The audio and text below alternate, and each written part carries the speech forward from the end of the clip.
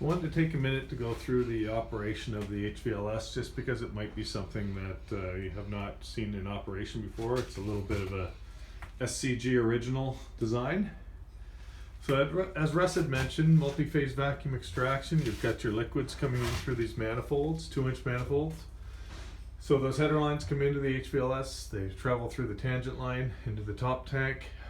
As Russ mentioned, air exits out the top. Liquid accumulates in the tank, falls through this wafer valve, which is normally open. So during operation, these two tanks are tied together. The liquid accumulates in the bottom tank until it activates the float. Once that float, which should be level with that sight glass, once that float is activated with liquid, it goes through a sequence. The sequence is isolation of the two tanks, so the wafer valve will close, isolating those two tanks. Then the three-way valve will activate, which vents the bottom tank to atmospheric. So that's going to suck in through a check valve right here. So it pulls this check valve in. So when that three-way valve switches, air is now coming in here until that tank is under atmospheric condition.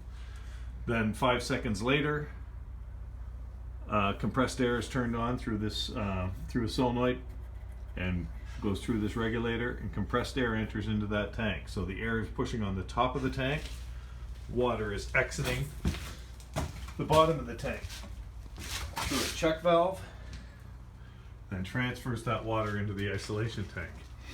So that process has no pump associated with it. It's an air over liquid transfer, so there's no emulsion taking place.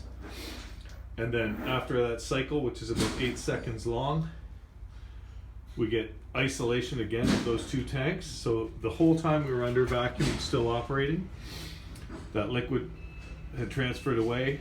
So the three-way valve opens first, and it draws vacuum through this line, this 1.5 line, and puts the bottom tank back under vacuum. So it's under vacuum, and then the isolation valve opens again so that the liquid can now drop into the bottom tank. So if you think about the sequence, it's isolate, isolate, vent, pressurize, then reestablish vacuum, then reestablish that isolation valve. That's the process of transferring those liquids. So that's an HVLS cycle. Watching that operate, I think, is important. So when you get on site and you start the thing up, one of the first things you're going to want to do is watch that cycle go through. You can't overpressurize the bottom tank because it has a pressure relief valve, that black valve set at less than 15 psi. So basically what you're doing is you're pressurizing it at a low pressure, which is all you need to transfer it to that isolation tank. And again, if sequences go awry, if things are not working properly, the troubleshooting is a totally different process, because you can have water transfer over into your blower, you can have the check valve failing and sucking water back in from the isolation tank. So there's a lot of diagnostic troubleshooting that we have to go through, but basic operation, that's it.